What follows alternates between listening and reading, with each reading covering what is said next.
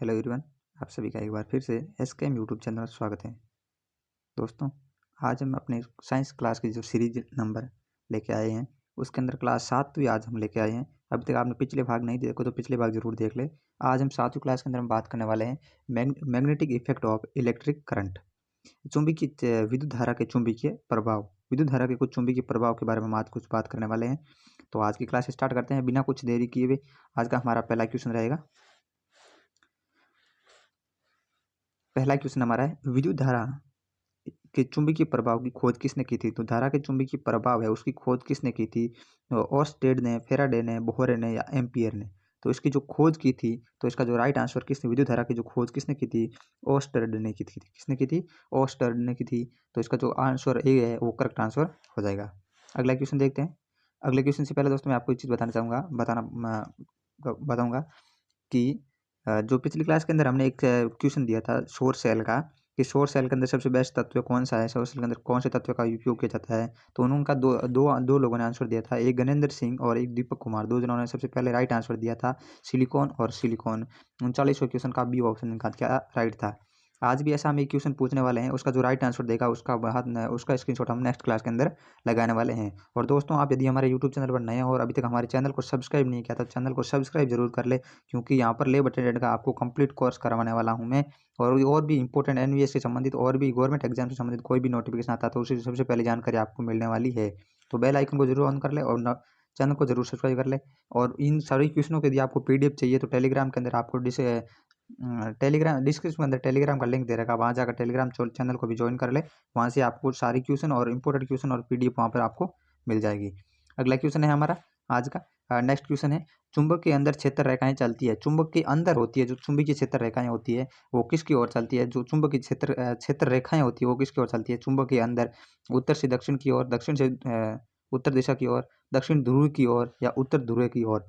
तो इसका जो राइट आंसर हो जाएगा, चुंबक के अंदर जो क्षेत्र रेखाएं चलती है वो चलती है उत्तर से दक्षिण की ओर। और चुंबक के अंदर चुंबकीय क्षेत्र दक्षिण से उत्तर ध्रुव की ओर चलता है। चुंबकीय क्षेत्र वो क्या होता है? दक्षिण से उत्तरी ध्रुव की ओर चलता है। और जो चुंबकीय क्षेत्र रेखाएं वो उत्तर से क्या चलती है? दक्षिण की ओर चलती है। अगला क्वेश्चन देखें।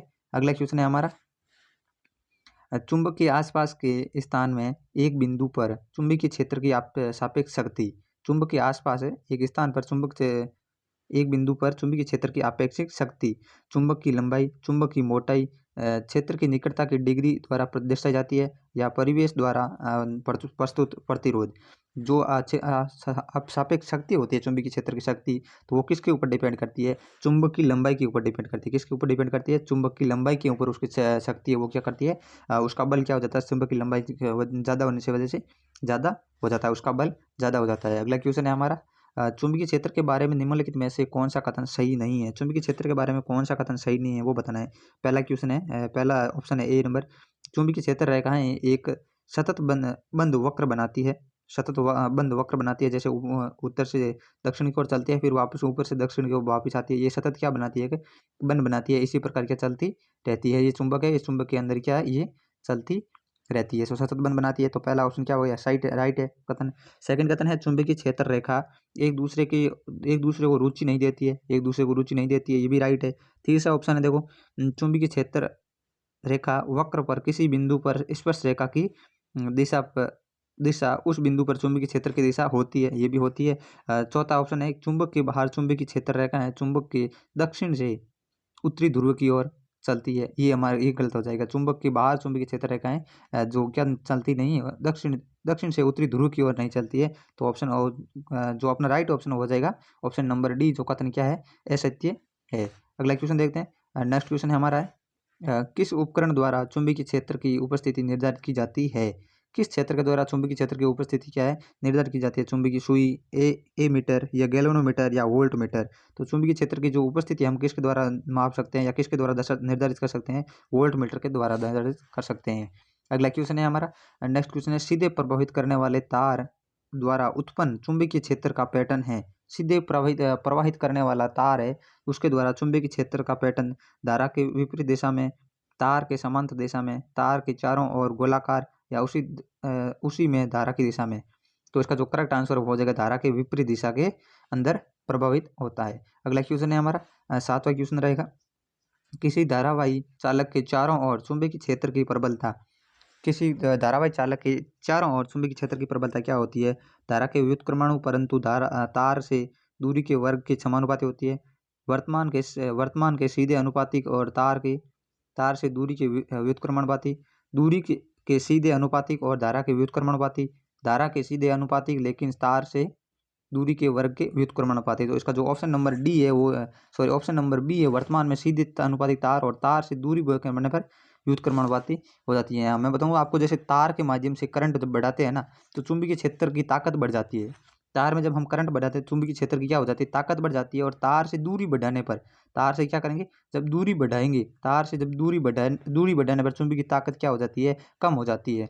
अगला क्वेश्चन देख ले। अगला नेक्स्ट क्वेश्चन आएगा अपना, एक क्षेत्रीय विद्युत लाइन के माध्यम से एक धारा दक्षिण से उत्तर दिशा की ओर बहती है। उसके ऊपर 0.5 मीटर चुंबकीय क्षेत्र रेखा की दिशा है। तो इसके अंदर कौन सा नियम लगेगा? इसके अंदर दाहिने हाथ का नियम लगाएंगे। कौन सा? दाहिने हाथ का नियम लगेगा। किसका? दाहिने हाथ के अंगूठे का नियम। दाहिने हाथ के अंगूठे का नियम से इसकी दिशा कौन सी हो जाएगी? उत्तर। कौन सी हो जाएगी? उत्तर। ऑप्शन नंबर ए हमारा क्या हो जाएगा? Correct answer. अगला क्वेश्चन देखते हैं, धारावाही वर्ताकार लूप के केंद्र से गुजरने वाले चुंबकीय क्षेत्र रेखा की प्रकृति है। तो इसकी जो प्रकृति होती है कौन सी होती है? धारावाही वर्ताकार लूप से केंद्र से गुजरने वाली जो चुंबकीय क्षेत्र रेखा है, वर्ताकार, दीर्घवृत्त, परवलयीय या सीधी रेखा, तो वो होती है सीधी रेखा। कौन सी होती है? सीधी रेखा। नेक्स्ट क्वेश्चन है, अगला क्वेश्चन देख लें, प्रत्येक चुंबक की ताकत कम हो जाती है जब वह अपनी लंबाई के साथ एक सोलनॉइड के चुंबकीय क्षेत्र की ताकत को बराबर भागों में काटता है। परिनालिका की ध्रुवता का निर्धारण किस द्वारा किया जा सकता है? Use of compass needle, right hand thumb rule, या फ्लेमिंग लेफ्ट हैंड रूल, या इधर ए और बी। तो इसका जो करेक्ट आंसर क्या हो जाएगा अपने? Option number D. Option number ए और बी दोनों क्या है इसका राइट आंसर है। अगला देखते हैं, अगला क्वेश्चन है, नेक्स्ट क्वेश्चन हमारा है, वे कारक जिन पर विद्युत धारावाही परिनालिका द्वारा उत्पन्न एक चुंबकीय क्षेत्र शक्ति निर्भर करती है वे है धारा के परिणाम, फेरों की संख्या, कोर सामग्री की प्रकृति और उपरोक्त सभी। तो इसका जो राइट आंसर है क्या हो जाएगा? उपरोक्त सभी। जो विद्युत धारा के परिनालिका द्वारा उत्पन्न एक चुंबकीय क्षेत्र है वो शक्ति है वो तीनों पर निर्भर करती है। धारा के परिणाम पर भी करती है, फेरों की संख्या कितने उस पर भी करती है, और कोर सामग्री की प्रकृति कौन सी है उस पर भी डिपेंड करती है। अगला क्वेश्चन है हमारा, नेक्स्ट क्वेश्चन है, धारावाही परिनालिका के अंदर एक गर्म लोहे की छड़ लगाई जाती है। सोलेनाइड के अंदर चुंबकीय क्षेत्र, जो सोलेनाइड के अंदर उसका चुंबकीय क्षेत्र क्या होता है? कम हो जाता है, वही रहेगा, बढ़ेगा, या शून्य हो जाएगा? तो इसका राइट आंसर कौन सा हो जाएगा? राइट आंसर है वो हो जाएगा ऑप्शन नंबर सी। क्योंकि जब धारावाही परिनालिका के अंदर एक गर्म लोहे की छड़ को हम छोड़ते हैं तो वो गर्म लोहे की छड़ क्या करती है? एक विद्युत चुंबक के रूप में कार्य करती है। धारावाही परिनालिका के अंदर धारावाही परिनालिका के अंदर क्या करती है? वो एक जो लोहे की छड़ होती है वो क्या करती है? एक चुंबकीय विद्युत चुंबक के रूप में कार्य करेगी।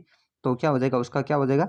सोलेनाइड जो चुंबकीय क्षेत्र है वो क्या हो जाएगा? बढ़ जाएगा। अगला क्वेश्चन देखते हैं, अगला क्वेश्चन है हमारा, जब धारा विद्युत क्षेत्र के समांतर होती है तब एक समान चुंबकीय क्षेत्र में रखे धारावाही चालक द्वारा बल अनुभव होता है।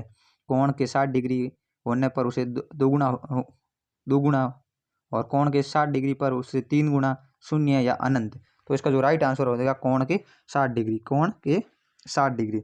अगला क्वेश्चन देखते हैं, नेक्स्ट क्वेश्चन है हमारा, उत्तर दिशा में एक चुंबकीय क्षेत्र में एक धनात्मक आवेश उत्तर की ओर गति कर रहा है। कण का विक्षेपण, तो उत्तर की ओर गति कर रहा है तो कण का विक्षेपण क्या होगा? पश्चिम होगा, उत्तर होगा, दक्षिण होगा, या पूर्व की ओर होगा? तो इसका जो राइट आंसर है कौन सा हो जाएगा? पश्चिम। तो उसका कण का विक्षेपण क्या हो जाएगा? पश्चिम। इसके अंदर हम बोल सकते हैं फ्लेमिंग के बाएं हाथ का नियम, फ्लेमिंग के वाम हाथ का जो नियम होता है, बाएं हाथ का नियम या उसे वाम हाथ का नियम बोलते हैं, तो वो नियम इसके अंदर लगता है और उसकी जो कण का विक्षेपण है वो पश्चिम की ओर हो जाएगा। अगला क्वेश्चन देखते हैं, नेक्स्ट क्वेश्चन हमारा है, निम्नलिखित में से कौन सा कारक एक समान चुंबकीय क्षेत्र में धारावाही चालन द्वारा एक बल की ताकत को प्रभावित करता है?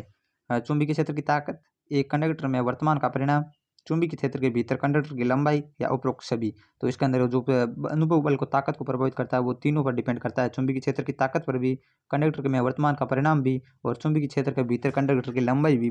तो ऑप्शन नंबर डी हमारा क्या हो जाएगा?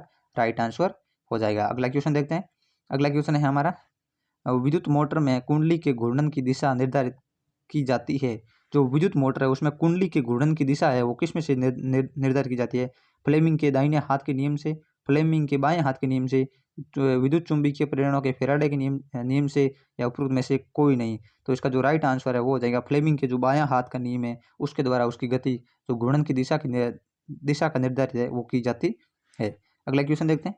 नेक्स्ट क्वेश्चन है हमारा, विद्युत मोटर में कुंडन को एक ही दिशा में लगातार घुमाने के लिए प्रत्येक आधे घुमाव के बाद कोइल में करंट को उलट दिया जाता है, जिसे क्या कहते हैं? कार्बन ब्रश, कंप्यूटेशन, या पर्ची की अंगूठी, या आर्मेचर। तो उसे क्या कहते हैं? कंप्यूटेशन कहा जाता है, जिसके अंदर क्या करता है? कोइल के करंट को क्या करते हैं? उलट देते हैं हम। अगला क्वेश्चन देखते हैं। अगला क्वेश्चन है हमारा है, विद्युत चुंबकीय प्रेरण के प्रेनोमेल के लिए शर्त यह है कि, कौन सी शर्त है प्रेनोमेल की? गैल्वेनोमीटर और चुंबक के बीच एक सापेक्ष गति होना चाहिए, तार और गैल्वेनोमीटर का तार, तार और चुंबक का तार, चुंबक और बिजली की शक्ति मापने का यंत्र। तो इसका जो राइट आंसर है वो हो जाएगा तार और चुंबक का तार है वो क्या करता है? निर्धारित करता है चुंबक के प्रेरण के। नेक्स्ट क्वेश्चन की बात करें। अगला क्वेश्चन है हमारा, परिपथ में विद्युत धारा को खराब करने के लिए उपयोग किए जाने वाले उपकरण को कहा जाता है।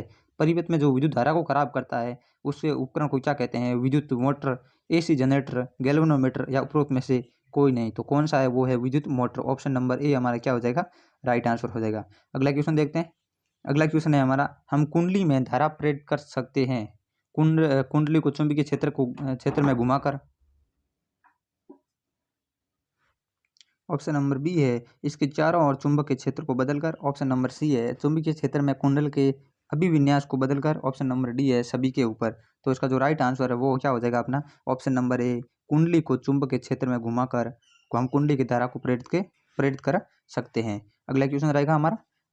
नेक्स्ट क्वेश्चन है, एक चुंबक को कुंडली की ओर ले जाता है, एक कुंड ले जाता है। एक नंबर है शीघ्रता से ले जाता है या धीरे धीरे प्रेरित संभावित अंतर, धीरे धीरे ले जाता है या शीघ्रता ले जाता है। तो उसको इसका राइट आंसर देखते हैं। ये ऑप्शन है अधिक से एक में या सेकंड मामले, एक में सेकंड से अधिक एक मामले, और दोनों के सामने या ये नहीं कर सकता। तो जो इसका राइट आंसर है वो हो जाएगा अधिक से एक में, ज़्यादातर तो शीघ्रता से जाता नहीं तो धीरे धीरे भी जाता है। अगला क्वेश्चन देखते हैं।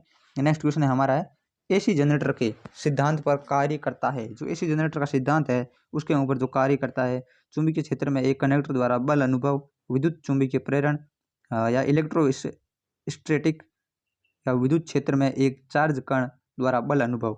तो इसका जो राइट आंसर है वो हो जाएगा चुंबकीय क्षेत्र में एक कंडक्टर द्वारा बल अनुभव। ऑप्शन नंबर ए क्या हो जाएगा? राइट आंसर हो जाएगा। अगला क्वेश्चन देखते हैं। अगला क्वेश्चन है, फ्लेमिंग के बाएं हाथ और दाहिने हाथ के नियमों का उपयोग किया जाता है। जो फ्लेमिंग के बाएं और दाहिने हाथ के जो नियम है उनका उपयोग कहाँ पर किया जाता है? देखते हैं। ऑप्शन नंबर ए है जनरेटर और इलेक्ट्रिक मोटर और जनरेटर, और किसी भी उपकरण के लिए किसी भी नियम का उपयोग किया जा सकता है। जनरेटर और मोटर दोनों के लिए लागू नहीं होता है। तो इसका जो राइट आंसर हो जाएगा, जो फ्लेमिंग का बाएं हाथ का नियम है वो क्या करता है? इलेक्ट्रिक मोटर का, और फ्लेमिंग के दाहिने हाथ का नियम है वो क्या है? जनरेटर का काम करता है। तो ऑप्शन नंबर बी हमारा क्या हो जाएगा? राइट आंसर हो जाएगा। अगला क्वेश्चन देखते हैं। अगला क्वेश्चन है, एक डीसी जनरेटर के सिद्धांत पर कार्य करता है। DC generator work on the principle of. तो इसका जो पहला ऑप्शन है ओह्म कानून, जूल के हीटिंग के कानून, विद्युत चुंबकीय प्रेरण के फेराडे कानून, उपरोक्त में से कोई नहीं। तो इसका जो राइट आंसर है वो हो जाएगा अपने विद्युत चुंबकीय प्रेरण के जो फेराडे का कानून है उसके ऊपर क्या करता है? ये काम करता है, फेराडे के सिद्धांत के ऊपर काम करता है। अगला क्वेश्चन है हमारा, यदि वर्तमान मान समय समय पर शून्य से अधिकतम मान तक वापस शून्य पर और फिर अपनी दिशा को उलट देता है तो धारा प्रत्यक्ष, वैकल्पिक, स्पंद, या उपरोक्त में से कोई नहीं। तो वो वैकल्पिक धारा होती है। क्या होती है? वैकल्पिक धारा होती है जो समय समय पर अपनी दिशा क्या पलट देती है, हर मान पर अपनी दिशा क्या होती है? पलट देती है। नेक्स्ट क्वेश्चन देखते हैं। अगला क्वेश्चन है हमारा, अर्थ वाटर वहन करता है, earth wire carries. Earth water है वो क्या वहन करता है? करंट करता है, वोल्टेज करता है, कोई करंट नहीं, या हीट करता है। तो क्या करता है? अर्थ वाटर है वो कोई करंट नहीं करता है, कोई करंट नहीं वहन करता है। ऑप्शन नंबर सी हमारा क्या हो जाएगा? Right answer. अगला क्वेश्चन है हमारा, लंबी दूरी पर डीसी पावर ट्रांसमिशन एक एसी पावर ट्रांसमिशन का मुख्य भाग है। लंबी दूरी पर एक डीसी पावर ट्रांसमीटर है वो एक एसी पावर ट्रांसमीटर का मुख्य भाग है। एक एसी ट्रांसमीटर बिना ऊर्जा की अधिक हानि के, कम इंसुलेशन समस्या, और अस्थिरता की कम समस्या, आसान परिवर्तन। तो इसका जो राइट आंसर है वो हो जाएगा एसी ट्रांसमिट, बिना ऊर्जा की अधिक हानि की। ऑप्शन नंबर ए हमारा क्या हो जाएगा, करेक्ट आंसर हो जाएगा। अगला क्वेश्चन देखते हैं। नेक्स्ट क्वेश्चन है हमें, इनमें से कौन फ्यूज तत्व की मुख्य विशेषता है? कौन सी एक फ्यूज तत्व की मुख्य विशेषता है? उच्च चालकता, कम गलनांक, ऑक्सीकरण के कारण नहीं टकराते, या उपरोक्त सभी। तो इसका जो राइट आंसर क्या हो जाएगा, उपरोक्त सभी। कम चालकता वाला, उच्च चालकता वाला, कम गलनांक वाला और ऑक्सीकरण के कारण नहीं टकराते हैं, वो सब क्या है, फ्यूज तत्व की एक मुख्य विशेषता है। अगला क्वेश्चन है, ओवरलोडिंग का कारण है। ओवरलोडिंग इज ड्यू टू, तार का इंसुलेशन क्षतिग्रस्त है, उपकरणों में खराबी, आपूर्ति वोल्टेज में आकस्मिक वृद्धि, या उपरोक्त सभी। तो इसका जो राइट आंसर है वो क्या हो जाएगा, उपरोक्त सभी। ये तीनों क्या है, ओवरलोडिंग के कारण है। नेक्स्ट क्वेश्चन की बात करें। अगला क्वेश्चन देखो, यदि दी गई व्यवस्था में कुंजी को निकाल दिया जाता है, सर्किट को खोल दिया जाता है, मतलब यहाँ पर जो कुंजी लगी हुई है इस सर्किट के अंदर, इस कुंजी को निकाल दिया जाता है। सॉरी, ये कुंजी, ये तो की है, ये कुंजी है सर्किट के अंदर लगी हुई। इस कुंजी को निकाल दिया जाए, हाँ ये कुंजी है, इस कुंजी को निकाल दिया जाए और क्षैतिज तल ABCD पर चुंबकीय क्षेत्र रेखाएं खींची जाती है। जो ये ABCD के अंदर जो रेखाएं खींची गई है, ये खींची जाती है, तो रेखाएं, ये रेखाएं क्या कहलाती है, सकेंद्रित वृत्त, आकार में अंडाकार, एक दूसरे के समांतर सीधी रेखाएं, बिंदुओं के पास सकेंद्र वृत्त, लेकिन अंडाकार आकृतियां के जैसे जैसे हम हमसे दूर जाते हैं। तो इसका जो राइट आंसर क्या हो जाएगा, ये क्या कहलाती है, जब कोई ये कुंजी को, जब वर्त को, सॉरी, जब कोई भी ये दिया गया है उसमें से कुंजी को निकालते हैं, और फिर ये जो भी अपना बीच में सर्किट क्षैतिज बनता है उसके चारों ओर जो रेखाएं होती है क्या बोलते हैं, सेकेंद्र वर्त बोलते हैं उसको। क्या कहते हैं, एक सेकेंद्र वर्त को बोलते हैं, जिसके चारों ओर रेखाएं होती है उसको। तो ऑप्शन नंबर ए हमारा क्या हो जाएगा, यहाँ पर करेक्ट आंसर हो जाएगा। अगला क्वेश्चन हमारा है, नेक्स्ट क्वेश्चन है, एक लंबी सीधी परिनालिका में धारा के लिए दोनों सिरों पर N पोल और S पोल बनाए जाते हैं, निम्नलिखित कथनों में से सही है। देखते हैं कथन, अलग अलग कौन से कथन दे रखे हैं। पहला कथन है, सोलेनोइड के अंदर क्षेत्र रेखाएं सीधी रेखाएं के रूप में होती है, जो इंगित करती है कि सोलेनोइड के अंदर सभी बिंदुओं पर चुंबकीय क्षेत्र समान है।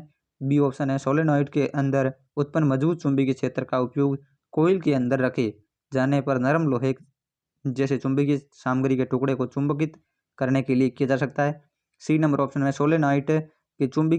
सोलेनाइड से जुड़े चुंबकीय क्षेत्र का पैटर्न एक बार चुंबक के चारों ओर चुंबकीय क्षेत्र के पैटर्न से अलग होता है। और डी नंबर ऑप्शन है, जब सोलेनाइड के माध्यम से परिवर्तित वर्तमान की दिशा उलट जाती है तो N पोल और S पोल विनिमय स्थिति।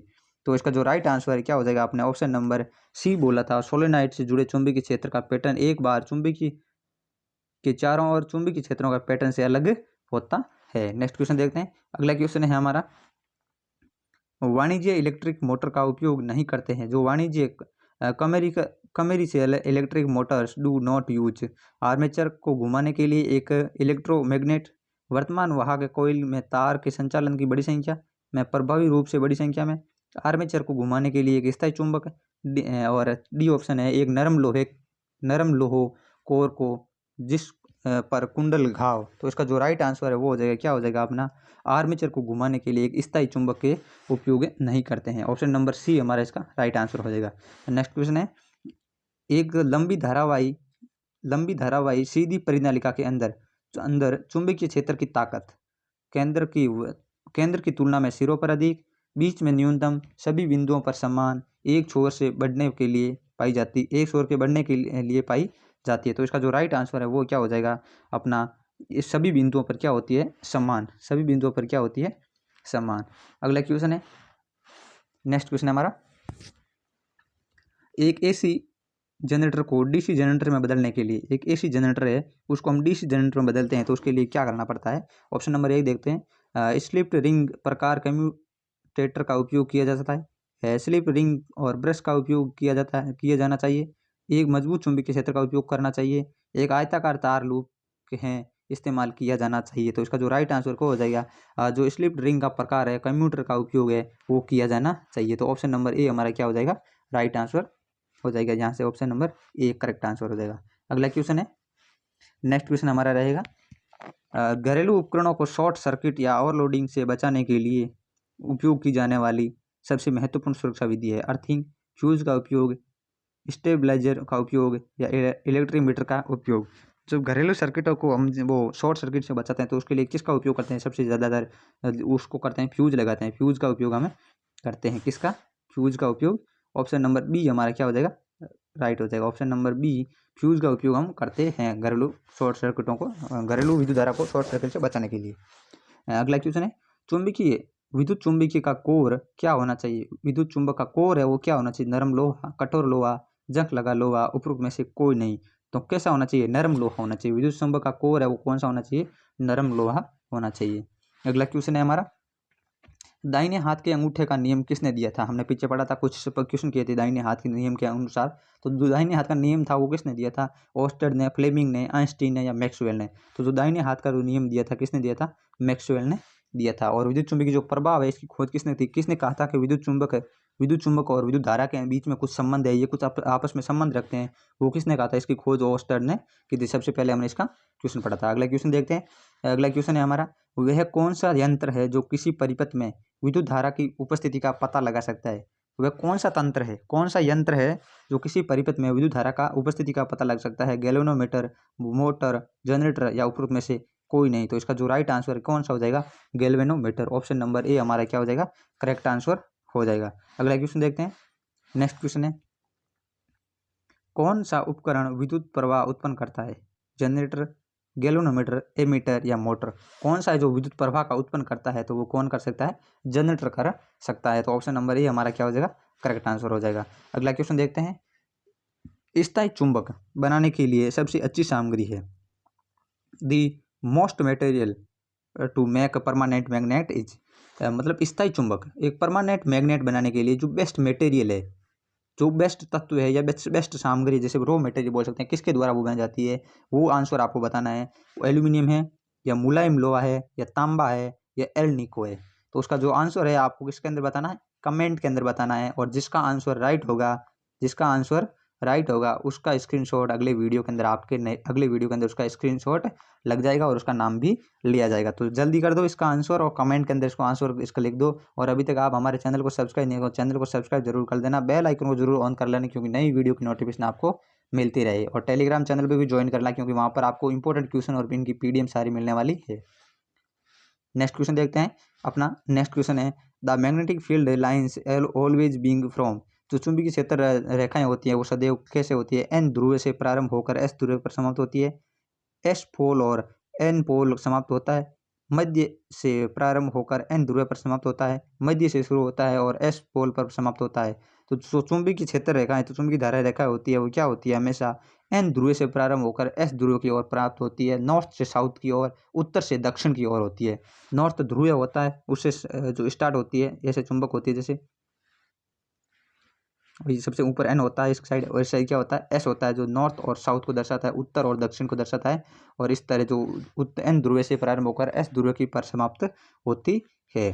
तो ऑप्शन नंबर इसका जो राइट आंसर क्या हो जाएगा, ए नंबर ऑप्शन क्या हो जाएगा इसका right answer, option number A correct answer.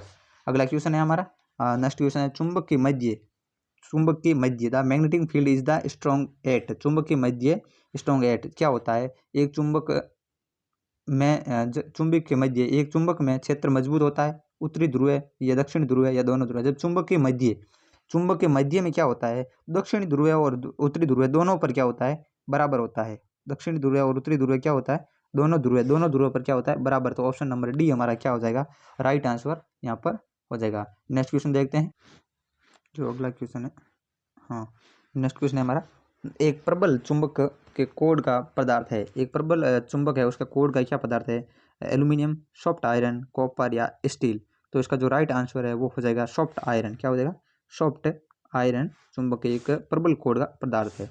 अगला क्वेश्चन है, धारावाही परिनालिका के भीतर बल की चुंबकीय रेखाएं, धारावाही परिनालिका के भीतर बल की चुंबकीय रेखाएं अक्ष के लंबवत है, अक्ष के साथ और एक दूसरे के समांतर है, परिनालिका के अंदर समांतर और सिरों पर वर्ताकार है या परिपत्र है। तो इसका जो राइट आंसर हो जाएगा, जो ऑप्शन हो जाएगा, परिनालिका के अंदर समांतर और सिरों पर वर्ताकार है। अगला क्वेश्चन देखते हैं। नेक्स्ट क्वेश्चन रहेगा हमारा, अगला क्वेश्चन है, एक नरम लोहे की छड़ को धारावाही परिनालिका के अंदर डाला जाता है, सोलेनाइड ए के चुंबकीय क्षेत्र शून्य हो जाता है, चुंबकीय क्षेत्र में वृद्धि होती है, चुंबकीय क्षेत्र घट जाता है या अप्रभावित रहेगा। तो इसके में क्या होगा, चुंबकीय क्षेत्र में वृद्धि होगी। नेक्स्ट क्वेश्चन देखते हैं। अगला क्वेश्चन है हमारा, एक विद्युत जनरेटर वास्तव में क्या करता है, विद्युत आवेश के स्रोत को स्रोत के रूप में कार्य करता है। स्वच्छ ऊर्जा का स्रोत होता है, एक विद्युत चुंबक है या ऊर्जा का कनेक्टर है। तो इसका राइट आंसर है वो क्या हो जाएगा, वो एक जो विद्युत जनरेटर है वास्तव में क्या करता है, ऊर्जा को कन्वर्ट करता है। क्या करता है, ऊर्जा को कन्वर्ट करता है। नेक्स्ट क्वेश्चन है अगला। अगला क्वेश्चन रहेगा अपना, उत्तर दिशा में निर्देशित एक चुंबकीय क्षेत्र पूर्व दिशा में घूम रहे एक इलेक्ट्रॉन पर कार्य करता है। इलेक्ट्रॉन पर चुंबकीय बल ऊर्ध्वाधर ऊपर की ओर बढ़ेगा, पूर्व की ओर, लंबवत नीचे या उत्तर की ओर। तो इसका जो राइट आंसर क्या हो जाएगा, जब वो बल लगेगा वो क्या होगा, लंबवत नीचे लगेगा। लंबवत क्या लगेगा, नीचे की ओर लंबवत लगेगा। तो ऑप्शन नंबर सी हमारा करेक्ट आंसर हो जाएगा। अगला क्वेश्चन है, चुंबकीय क्षेत्र में किसी धारावाही चालक पर लगने वाले बल की दिशा, चुंबकीय क्षेत्र में किसी धारावाही चालक पर लगने वाले बल की दिशा है वो फ्लेमिंग के बाएं हाथ के नियम के द्वारा दी जाती है। फ्लेमिंग के दाहिने हाथ के नियम, दाहिने हाथ के अंगूठे का नियम जो किसने दिया था, मैक्सवेल ने दिया था, और बाएं हाथ के अंगूठे का नियम। तो ये किसने, इसका जो राइट आंसर है वो क्या हो जाएगा, फ्लेमिंग के जो बाएं हाथ का नियम है या फ्लेमिंग के जो वाम हाथ का नियम है वो ही इसकी क्या करती है, बल लगने की दिशा बता सकती है। इसके ऊपर हमने एग्जाम्पल हल किया था जिसका आंसर पिछले क्वेश्चन के अंदर। अगला देखते हैं, प्रेरित धारा की दिशा, the direction of the induced current in given by. Fleming के दाहिने हाथ के नियम द्वारा दी जाती है। फ्लेमिंग के बाएं हाथ के नियम, दाहिने हाथ के अंगूठे का नियम या बाएं हाथ के नियम। प्रेरित धारा की जो दिशा है वो क्या करते हैं, प्रेरित धारा की दिशा कौन बताता है, फ्लेमिंग के बाएं हाथ के नियम के द्वारा दी जाती है। ऑप्शन नंबर ए हमारा क्या हो जाएगा, यहाँ से राइट हो जाएगा। अगला क्वेश्चन देखते हैं, स्विच आर कनेक्ट टू, जो स्विच होते हैं वो किससे कनेक्ट होते हैं, लाइव वायर से जुड़े हुए होते हैं, तटस्थ वायर, तटस्थ तार या पृथ्वी तार या कोई नहीं। तो इसका जो राइट आंसर है वो क्या हो जाएगा, लाइव तार से जुड़े होते हैं, करंट वाले तार होते हैं उनसे जुड़े होते हैं स्विच। नेक्स्ट क्वेश्चन देखते हैं। अगला क्वेश्चन है हमारा, घरेलू उपकरणों को शॉर्ट सर्किट या ओवरलोडिंग से बचाने के लिए कौन सी की जाने वाली सबसे महत्वपूर्ण विधि, अर्थिंग, स्टेबलाइजर का उपयोग, फ्यूज का उपयोग या इलेक्ट्रिक मीटर का उपयोग। शॉर्ट सर्किट से बचाने वाले सबसे महत्वपूर्ण विधि का उपयोग हमें पूछा है कि सबसे महत्वपूर्ण विधि कौन सी है। तो इसका जो राइट आंसर क्या हो जाएगा, फ्यूज का उपयोग। फ्यूज का उपयोग करके हम घरेलू जो शॉर्ट सर्किट और ओवरलोडिंग होते हैं उससे क्या बचाते हैं उनको। आज की हमारी क्लास यहाँ तक ही रहेगी और मिलते हैं नेक्स्ट क्लास के अंदर। तब तक के लिए अभी तक यदि आपने हमारे चैनल को सब्सक्राइब नहीं किया तो चैनल को जरूर सब्सक्राइब कर ले और बेल आइकन को जरूर ऑन कर ले, क्योंकि नई वीडियो की नोटिफिकेशन आपको मिलती रहे। और चैनल के डिस्क्रिप्शन में जाकर टेलीग्राम का लिंक दे रखा है, वहाँ से जाकर टेलीग्राम चैनल को जरूर ज्वाइन कर ले। वहाँ पर आपको सारी इंपॉर्टेंट क्वेश्चन मिलते रहेंगे और PDF मिलती रहेंगी। और भी कोई गवर्नमेंट के रिलेटेड कोई भी भर्ती आती है तो उसकी नोटिफिकेशन सबसे पहले आपको यहाँ पर इस यूट्यूब चैनल पर आपको मिलने वाली है। तो मिलते हैं नेक्स्ट वीडियो के अंदर, तब तक के लिए बाय। और अभी तक आपने यदि मॉर्निंग की रीजनिंग की क्लास नहीं देखी तो प्लेलिस्ट पर जाकर रीजनिंग की क्लास जरूर देख ले, इंपॉर्टेंट रीजनिंग की क्लास जहाँ से आपके 15 नंबर ये कन्फर्म होने वाले हैं। और नेक्स्ट वीक से हम हिंदी और जनरल अवेयरनेस की क्लास भी स्टार्ट कर रहे हैं, उसके अंदर आपके जो 15 नंबर के दोनों पार्ट वो है वो भी आपके कंप्लीट हम कराने वाले हैं इसी यूट्यूब चैनल पर।